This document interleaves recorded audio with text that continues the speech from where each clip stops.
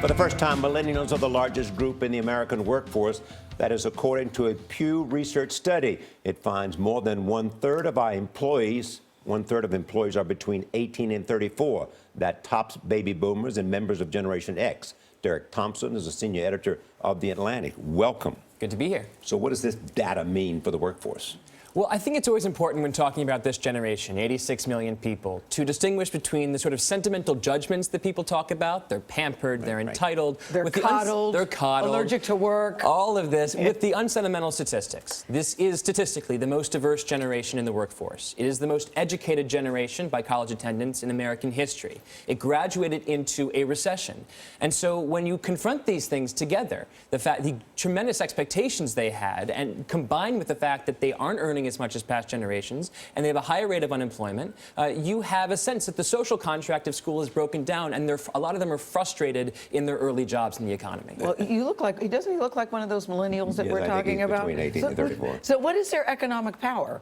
Their economic power right now is not all that mighty. Right. In fact, when you look at their history of buying cars and houses, the two big ticket items in the U.S. economy, it's clearly behind track compared to Gen X and the baby boomers. Now, that's going to change. It's a large generation. They're going to get richer. They're going to get better jobs. But this is a student debt generation, which means they have less debt left over for auto loans and mortgages. They got student loans, so therefore that takes priority. That's exactly right. Okay, so suppose you're a politician and they are going to be voting. What do you need to say to them to reach them?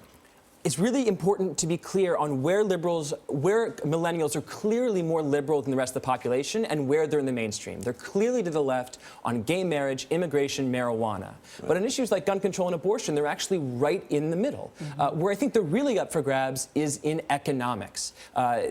These polls seem to find that no matter how, it depends on how you frame the question, the economic policies that they want. If you say, do you want a smarter government that takes in less taxes? Everybody they'll say does. yes. Do you want a government that wants more services? They'll say yes. So I think that it's all about framing the economic message, but meeting them where they are more liberally on social issues. And how are companies adjusting to this growing trend? I was surprised by your article that you guys are the biggest force, because I really thought it was the baby boomers. Right. Well, the two most common groups in the economy right now are early 50-somethings and early 20-somethings. Gen X is just a smaller generation overall. But what I think companies are going to have to grapple with is the fact that a lot of young people, precisely because they've been coached by this economy maybe to not expect the kind of security that past generations have had economically. They're more comfortable with insecurity. They're more comfortable with with a freelance life and sort of managing it with gigs and other sort of small bore tasks. So I think the companies are going to have to think a little bit more holistically